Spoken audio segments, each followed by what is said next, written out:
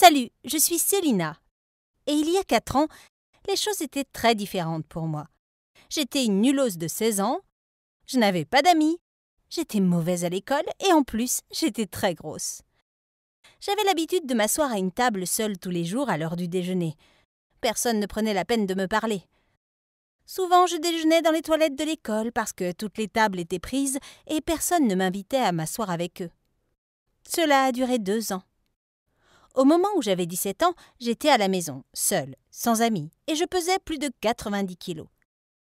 Mes camarades de classe me détestaient, mes professeurs me détestaient, je me détestais, ma vie était un enfer. Je ne voulais pas qu'on sache mes problèmes, alors j'ai fait comme si tout allait bien devant ma maman. Mais un jour, j'ai remarqué que mon carnet secret avait disparu. Je l'ai cherché partout, jusqu'à ce que je le trouve près de ma mère. Elle l'avait trouvé sous mon oreiller, et elle avait tout lu. Chaque mauvaise chose que je traversais. Ma maman était en larmes. Après cela, maman a décidé de m'envoyer en thérapie. Le thérapeute a pensé que la meilleure option pour moi était de déménager en ville et d'être scolarisée à la maison. C'était le nouveau départ dont j'avais besoin. Et même si cela me faisait me sentir mieux, ma vie était aussi ennuyeuse que possible. Pas de joyeux anniversaire, pas de bal, aucun petit ami avec qui le partager. Comme je n'avais pas grand-chose à faire, à part étudier, j'ai fini l'école à l'âge de 18 ans. Mon professeur m'a alors proposé de suivre un cursus scientifique. Il pensait que j'étais très intelligente. C'était la première étape qui bouleversa toute ma vie. Le fait qu'un enseignant ait cru en moi pour la première fois depuis des années m'a rappelé que je n'étais pas stupide. Je suis devenue plus motivée et j'ai décidé de changer. J'ai commencé à aller à la salle de sport et à perdre du poids. J'ai étudié pour mon test d'entrée en fac de droit et obtenu le meilleur score possible. À mon 18e anniversaire, j'ai reçu une lettre de l'université. J'avais été acceptée. J'ai terminé mes études au début de la vingtaine et j'ai immédiatement trouvé un emploi en tant qu'assistante en génie des structures dans une grande entreprise.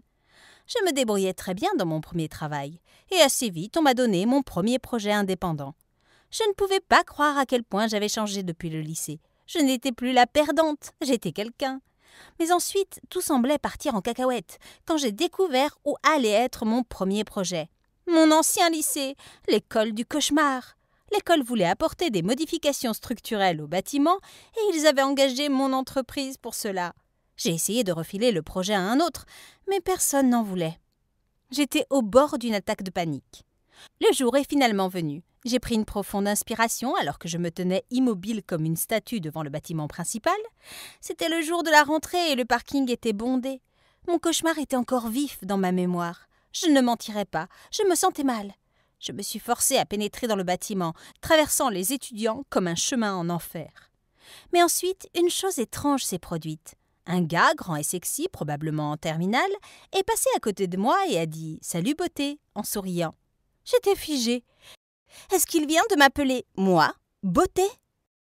J'ai souri en retour et il a arrêté de marcher et est revenu vers moi. Oh non, respire Célina, respire! Tu es nouvelle? Je ne t'ai jamais vue, il a dit. Oui. Ça ressemblait à une question. J'ai toussé. Oui. Dis-je, plus convaincante maintenant. Il a scanné tout mon corps et m'a fait un clin d'œil.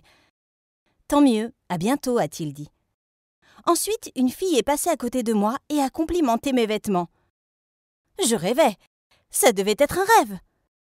Je me suis rendue à l'administration pour me présenter au proviseur, afin que je puisse commencer mon travail.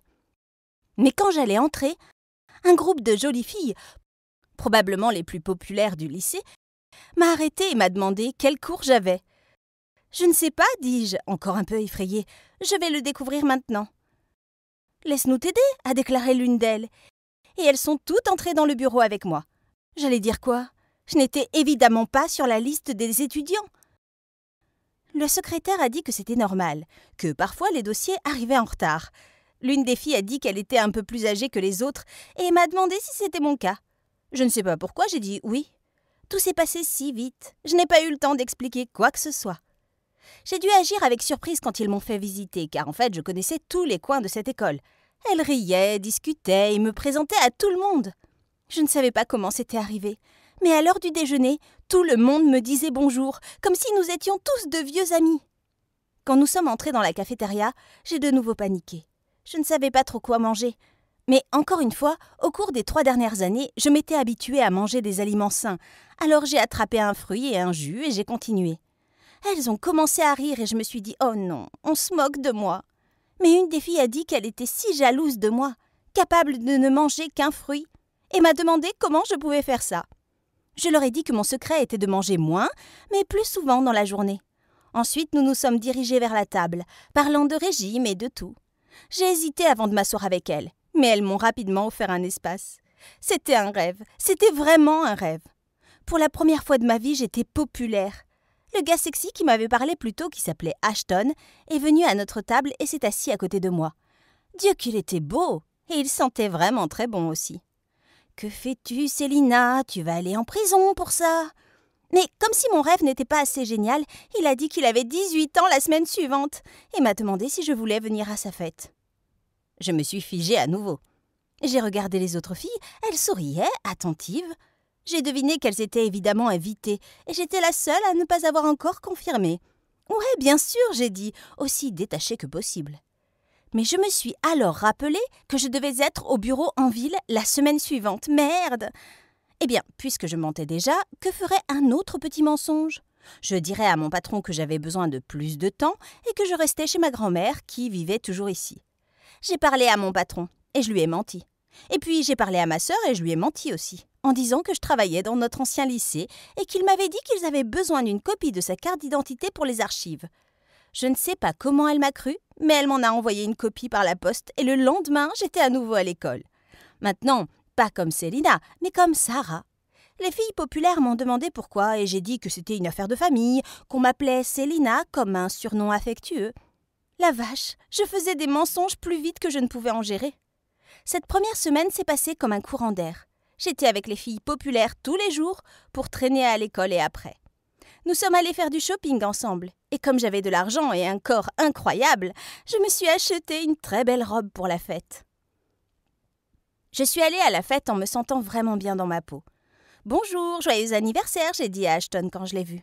Il m'a encore scanné et a souri. « J'espère que c'est toi mon cadeau », il a dit. J'étais au paradis.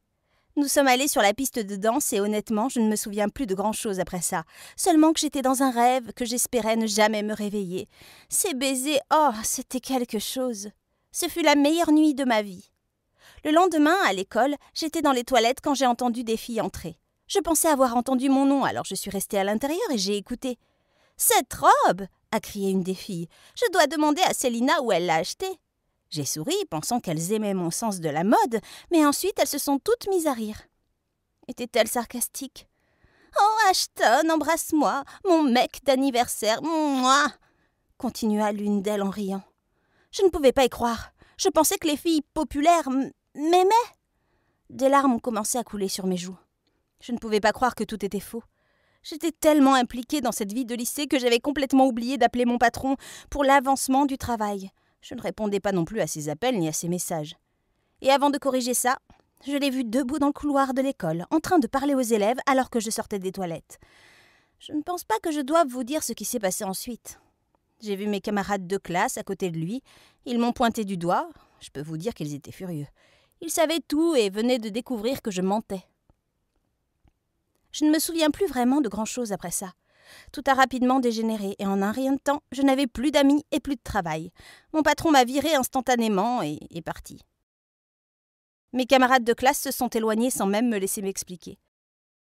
J'ai même vu Ashton se tenir là, me dévisageant encore un instant, puis secouant la tête en silence avant de partir. Je me suis assise sur un banc à l'extérieur et je suis restée là pendant longtemps, comme un fantôme, alors que tous les élèves entraient en classe. Je me suis vue seule, encore. Je ne me souciais pas vraiment de tous les faux amis que j'avais grâce au lycée, mais Ashton, il était différent et j'avais de vrais sentiments pour lui. Cependant, il a refusé de m'écouter. J'ai essayé de l'appeler, de le contacter d'une autre manière, mais il m'a bloquée à chaque fois. Je n'avais rien d'autre à faire dans ce coin. Alors j'ai récupéré mes affaires et je suis retournée en ville. Je me sentais à nouveau comme une perdante. Je n'avais pas de travail, rien à faire, et je suis restée à la maison pour me noyer dans mon chagrin. Mais après un certain temps, j'ai reçu un email de mon patron m'invitant à une réunion. Il espérait que nous pourrions régler les choses.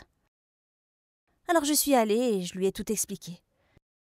Il a été choqué par mon histoire. Il a même dit qu'il était désolé d'avoir été si dur avec moi. J'ai repris mon travail, mais je n'étais pas vraiment heureuse. Je pensais toujours à Ashton. Je pensais que je ne le reverrais plus jamais, mais encore une fois, je me trompais. Je marchais devant chez moi et je l'ai vu debout, là. Je ne pouvais pas croire que c'était lui.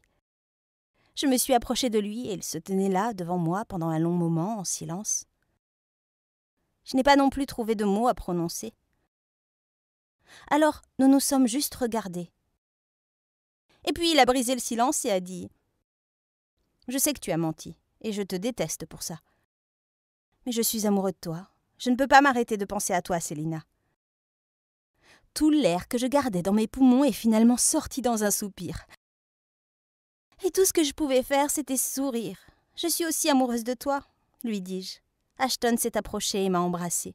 J'étais sur un tout nouveau nuage. Et pour être honnête, je n'aurais jamais pensé que ma première histoire d'amour serait au début de la vingtaine, avec un mec plus jeune, en tant que fausse élève du lycée. Mais après tout ce qui s'est passé, je ne changerai rien.